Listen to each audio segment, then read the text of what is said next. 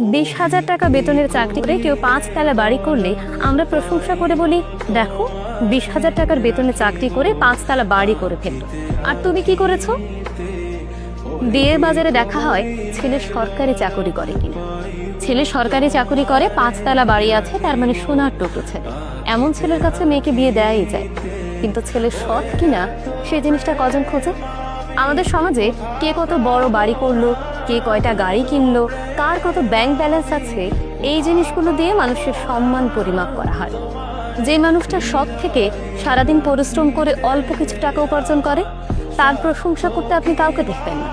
কিন্তু কেউ যদি 20,000 টাকা চাকরি করে ওই যে 5 তলা বাড়ি করে, সবাই তার প্রশংসা পঞ্চমী।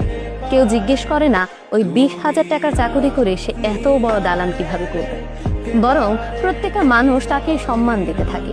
মসজিদ থেকে শুরু করে এলাকার বাজার, সব জায়গায় মানুষ তাকে সম্মানের সাথে ট্রিট করে। অথচ যে মানুষটা আসলে সৎভাবে ইনকাম করে নিজের জীবনযাপন করছে, সেই মানুষটা সম্মান পাওয়ার যোগ্য।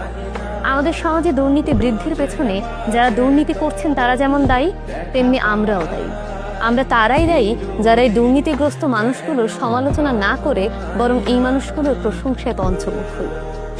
দুর্নীতি করে 5 তলা বাড়ি করা সেই সরকারি চাকরি করা ছেলেটার কাছে আমরা মেয়ে বিয়ে দিতে চাই। অবশ্য সব সরকারি চাকরিওয়ালা যে দুর্নীতি করেন আমি সেটা বলছি না, কিন্তু সবার আগেই দেখা হয় ছেলেটার ব্যাংক ব্যালেন্স আছে কিনা। সৎ চাকরি করা ছেলেটার বিয়ের বাজারে পর্যন্ত দাম কম। তাহলে ভেবেই দেখুন না, আমাদের সমাজে এই যে আমরা এই বৈষম্য তৈরি করছি, এটাও কিন্তু দুর্নীতির পেছনে অনেক বড় একটা কারণ।